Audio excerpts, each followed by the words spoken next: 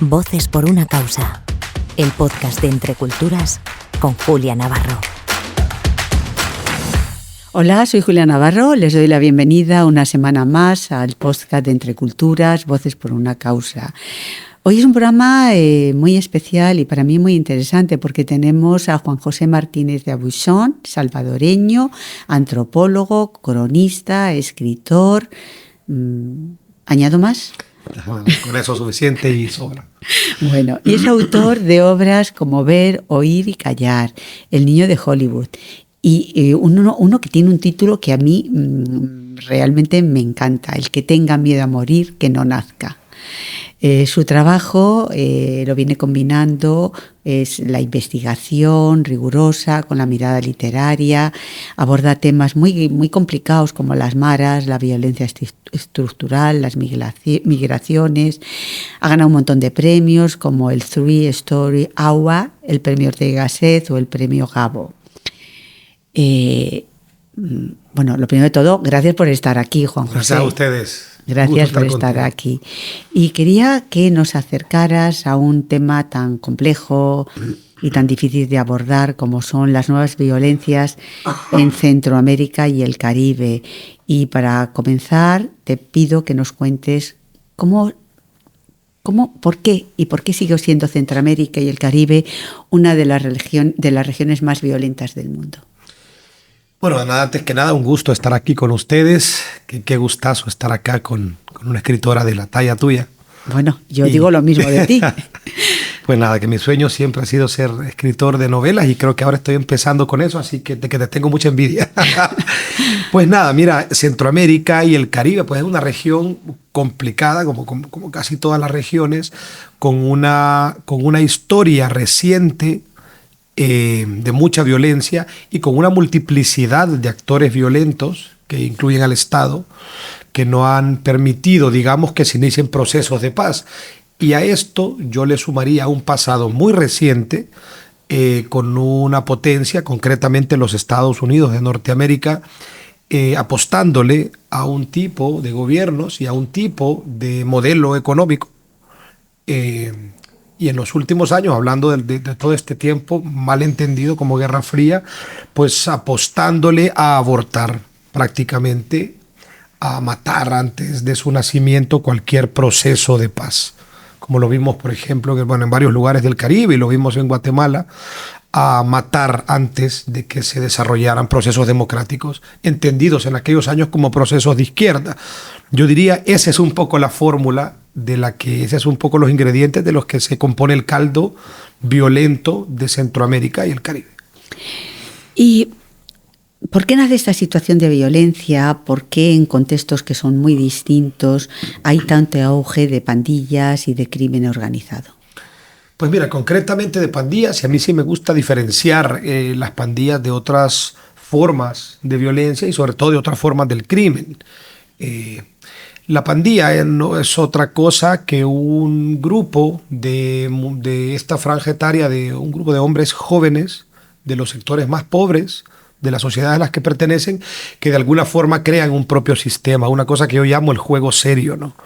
El objetivo de una pandilla, a diferencia del objetivo de un cártel o de una banda o de un grupo de Boy Scout o de un equipo de fútbol o de un partido político, el objetivo de una pandilla es el mantenimiento de un sistema de agresiones recíprocas entre sí, una especie de juego serio, que puede ser muy violento, pero que no entraña un conflicto. Y estos universos creados, digamos, por estos grupos de jóvenes, tienen que ver con existir dentro de una sociedad a través de la violencia. Concretamente, las maras, que es un tipo de pandilla de origen californiano, pues un poco lo mismo, parte de los mismos componentes que hablábamos hace unos segundos, tiene que ver, de hecho, las maras surgen con las migraciones centroamericanas que se van a Estados Unidos, huyendo de los conflictos político-militares en Centroamérica, concretamente del conflicto político-militar de El Salvador. Es la primera gran migración a California de Centroamérica. Ya estaban los mexicanos, digamos. Y estaban los mexicanos y los puertorriqueños del otro lado, por Nueva York. Llegan los salvadoreños en masa, más o menos alrededor de los años 70, finales de los 70, huyendo de esto del conflicto político-militar que reclutaba de los dos bandos gente muy joven. Y la apuesta de las familias era sacar a los más jóvenes y pues sacarlos para la tierra de leche y miel que siempre ha sido California. Solo que en California se encuentran con todo un sistema de pandillas de origen mexicano, en el cual se insertan muchos de estos muchachos, un sistema cultural que se le conoce como sistema chicano, sistema cultural chicano, y empiezan estos a formar sus grupos o a incorporarse a otras pandillas californianas. Luego son deportados a El Salvador al final del conflicto político-militar. Guatemala, Honduras y El Salvador han sido conocidos como el Triángulo de la Muerte por la presencia de esas pandillas juveniles. ¿Sigue siendo esto parte de la realidad en estos países o está cambiando el mapa de la violencia? El concepto del Triángulo Norte, en realidad, es un concepto para unificar a 3 países, no por sus características culturales, que las tenemos muy, muy similares, sino por sus niveles de violencia. A mí siempre me pareció un término que carecía un poco de sentido, en tanto que durante muy poco tiempo compartimos cifras similares de violencia. Pero bueno, yo le llamaría a esto el triángulo de la muerte o el triángulo violento, no necesariamente por la presencia de pandillas o por los niveles de violencia o de asesinatos que generaban las pandillas. Es un triángulo, y ahí, más que triángulo, es una región, yo incluiría además Nicaragua, muy violenta desde hace varias décadas, con unas dictaduras y unos dictadores realmente espeluznantes de la década de los 30 en adelante. Ahí más o menos entre los 20 y los 30, con el apoyo de los Estados Unidos, defendiendo en gran medida los intereses de empresas estadounidenses, como el caso de la United Fruit Company, en Honduras y Guatemala sobre todo, Nicaragua menos. Vemos al frente de estos estados, que son estados muy jóvenes, como casi toda América Latina, son estados muy jóvenes, más en Centroamérica, siendo llevados por criaturas espeluznantes como Ubico, Martínez, Somoza en Nicaragua. Entonces, tenemos una trayectoria violenta desde antes. En tus investigaciones hablas del fin de la era de las maras. ¿Qué significa esto? Y por tanto, la segunda pregunta sería, ¿es que hay nuevos modelos de violencia o de control emergente en la región? Sí. A ver, y esto hay que tocarlo con un tema que hay que tocarlo con mucho cuidado. Yo creo, ¿no? como te digo ahí, creo que es el fin del monopolio de las maras. Las maras llegan digo, porque aunque eran pues conformadas por centroamericanos, salvadoreños, guatemaltecos y hondureños, hay gente que llega deportada de California en los años 90, concretamente a El Salvador entre el 91 y 94. Se dan las primeras grandes deportaciones. Mucha de esta gente estaba con una especie de TPS en Estados Unidos porque estábamos en un conflicto, una guerra civil. Se firman los acuerdos de paz y esto pues da una especie de luz verde a Estados Unidos para hacer campañas masivas de deportación, entre los cuales venían muchos pandilleros, no solo pandilleros. Pero las primeras oleadas fueron de gente que estaba en las cárceles y muchos de ellos eran pandilleros. Entonces llegan a una Centroamérica que estaba saliendo de conflictos militares. En el caso de Honduras, pues no. Honduras nunca logró instaurarse un ejército revolucionario porque fue, como te decía, abortado en el camino. Había muchos intereses estadounidenses, pero Guatemala y El Salvador sí. La guerra de Guatemala termina en el 96 y la de El Salvador en el 92. Entonces, estos procesos, estas campañas masivas de deportación era el equivalente a inyectarle un elemento a estas sociedades que ya tenían muchos problemas, un elemento nuevo y violento.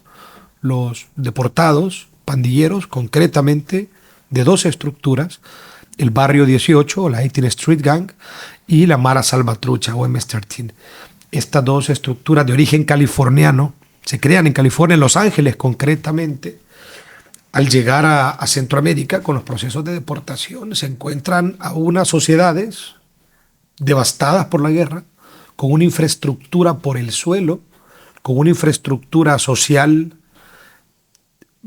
martirizada por la guerra, con las familias todavía buscándose entre sí, y llegan a hacer una nueva propuesta Su sola presencia, sus tatuajes, venían grandísimos de estar en las cárceles californianas, su español mal hablado, su inglés, eran todos, constituían símbolos de modernidad para un contingente poblacional juvenil que se había quedado sin ningún panorama, sin horizontes.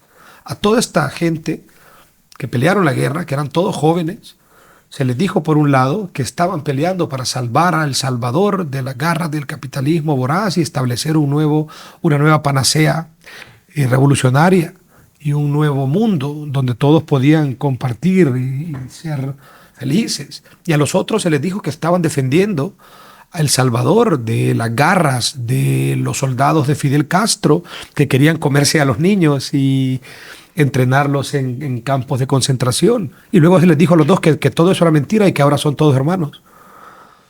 Y eso implicó una ruptura social profunda en el espíritu salvadoreño.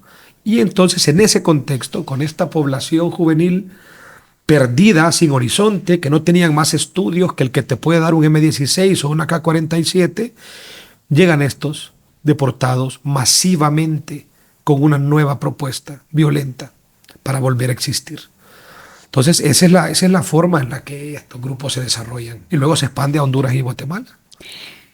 Hay otras realidades, la de Haití y República Dominicana, dos países que comparten la misma isla, pero que viven también situaciones extremas, sobre todo los haitianos, tienen una situación de violencia terrible, tanto en su propio país como en el país vecino. ¿Qué está pasando en este contexto? Haití tiene una de las condiciones ahora más complejas probablemente de todo el continente. Yo me atrevería a decir de una de las situaciones más complejas del mundo. Su violencia tiene unas características muy especiales. Terminando de responder la respuesta anterior y atándolo con el tema de Haití y su policonflicto, lo que te diría es esas estructuras que se establecieron en Centroamérica y que gobernaron durante mucho tiempo tenían que ver con estados muy débiles como lo tiene ahora mismo Haití. Estados extremadamente débiles, con muy poca capacidad de control. No digo que el control estatal sobre su población sea precisamente lo que buscamos. Digo que esas fueron las condiciones. Y ese control estatal ha ido incrementando en el caso de Centroamérica y han habido otros elementos y otros actores violentos como el narcotráfico y el narcoestado. Y eso ha terminado desplazando a las pandillas, ¿no? En el caso de El Salvador, pues una mafia de Estado. En el caso de Honduras, una narcomafia. En el caso de Guatemala, pues una gran presencia de grupos del crimen organizado y el narcotráfico ha terminado metiendo animales más grandes que han terminado pisoteando a las pandillas. Por eso me refiero a que era el fin de la era. En Haití estamos teniendo un panorama muy similar al que te estaba describiendo hace un ratito. Estados muy débiles, muy corruptos, muchísimos grupos de poder al margen del Estado, que básicamente durante muchas décadas, desde las dictaduras de Papa Doc, de Duvalier, del primer Duvalier, que coincidía con las dictaduras centroamericanas, que la isla española, dominicana y de Haití, creo que tienen más coincidencias con Centroamérica que con el resto de América y el Caribe. Desde la dictadura de Papa Doc, uno de sus primeros dictadores militar, se instaura una forma de hacer política y de hacer poder y de hacer empresa incluso, que era formar grupos paralelos armados. En el caso de este dictador, de Papa Doc, él instaura una forma siniestra de poder que se llamaban los Tonton Macoute, que es el equivalente a llamar el hombre del saco o el boogeyman. Los Tonton Macoute, que era un ejército paralelo, civil, unos paramilitares o parapoliciales, en todo el sentido del término, establecieron una forma y un modelo de hacer política. De tal forma que luego de las dictaduras, esa misma forma de hacer política, esa forma de una forma paralela de hacer política a través de crear grupos armados, se democratiza, digamos. Cada grupo empresarial, cada partido político, cada político dentro de su partido político le apostó a crear un grupo armado de gente pobre para defender sus intereses. Me pregunto cómo has podido sobrevivir, no solamente físicamente, sino cómo has podido sobrevivir a estas experiencias tan intensas. Estuviste un año conviviendo con la Mara Salvatrucha. Has estado en Haití. Todo esto, este contacto tan cercano a la violencia, ¿qué te ha dejado? Bueno, yo soy salvadoreño, ¿no? He crecido en un ambiente violento. Pues estas violencias que pueden parecer tan extraordinarias y tan lejanas en algunos contextos, pues es el contexto donde nosotros nos criamos. Y pues siempre he tenido la convicción de que si de algo sirve la academia, si de algo sirve el mundo intelectual, tiene que ser para convertir la ciencia en tecnología, ¿no? Y convertir el conocimiento en algo útil. Y pues bajo esta premisa, probablemente ahora con el tiempo veo probablemente equivocada, digo porque los grupos de poder pues muy poca atención prestan a los académicos y a los escritores, pero esta era la premisa, ¿no? Tratar de aportar conocimiento útil y tratar de explicar los fenómenos que estaban de alguna manera lastimando a las sociedades en las que nosotros vivimos. ¿Qué me queda de esto, Julia? También uno decide qué cosa llevarse a la casa, ¿no? Yo te pongo un ejemplo. En República Dominicana, por ejemplo, cuando estuve hace muy poco, hace un año, ya tengo 3 años ahí, documentando el apartheid que sufren los haitianos en la otra parte de la isla, en República Dominicana, donde son maltratados, asesinados, desaparecidos, donde sacan mujeres de la sala de parto para meterlas en jaulas y tal. Yo vi una cosa, que esto te lo pongo como ejemplo para decirte lo que yo decido llevarme a mi casa y lo que no. Había un hombre, un haitiano, al que unos dominicanos arrastraron durante 1 kilómetro en un carro. Le quitaron toda la piel. El hombre estaba prácticamente sin piel. Se llamaba Keken. Y no lo quisieron recibir en ningún hospital, entonces se fue a su chabola donde vivía y se comenzó a podrir. Y habían unas grandísimas redadas migratorias para deportar, así que sus vecinos le dejaron arroz, bananos y agua y se fueron. Y él no salía de su chabola por miedo a que lo deportaran en ese estado, ¿no? Entonces empezó a morir. Un pastor evangélico, y ojo que yo no soy religioso, un pastor evangélico, el pastor Charles Wilson, lo recupera, lo lleva, un pastor de origen haitiano, lo lleva a los hospitales, me utiliza a mí un poco como, miren, traigo un periodista, reciban a esta persona y tal. Lo recibieron de mala gana, probablemente porque estaba yo, y le dijeron, bueno, tú eres el responsable de él, tú cámbialo. Y le dan entonces la bata, porque no quieren atender a los haitianos, ¿no? Le dicen que le cambie la bata. Y este tipo empieza a quitarle la ropa que él tenía, pero la ropa se había pegado a la piel. Entonces quitársela era quitar piel. Y le dolía mucho. Y yo vi una cosa, una especie de milagro social, si tú querés. Este pastor empieza a cantarle en creol, que es la lengua haitiana. No sé qué le estaba cantando, pero era una canción que hablaba de cosas buenas y le empezó a quitar la ropa despacio y se la pudo quitar toda y cambiarlo. Y eso me pareció a mí un gesto de amor profundo. Si eso no es la bondad, ya no sé qué es. Un hombre cambiando a otro, cambiando a un hombre desollado para poder curarlo. Y ese tipo de cosas sí que son bonitas en medio de la barbarie. Y esas son las que yo decido llevarme a la casa. Pues no es nada fácil sobrevivir a todo eso. Bueno, en medio de tanta complejidad, de tanto dolor, ¿hay señales de esperanza en algún lugar? Bueno, en la canción de este pastor cantándole al hombre desollado para que esté bien, a un hombre que no conocía. Y así podría pasar todo el día contándote anécdotas preciosas. Hay esperanza, yo creo que sí, hay esperanza en las sociedades organizadas. Y encuentro yo la esperanza sobre todo entre los pobres, no entre los poderosos. Creo que esperar que los poderosos de este mundo den un giro hacia la humanidad, eso está, creo que muy lejos de las posibilidades de la raza humana. ¿Hay esperanza? Sí, supongo, pero está bajo.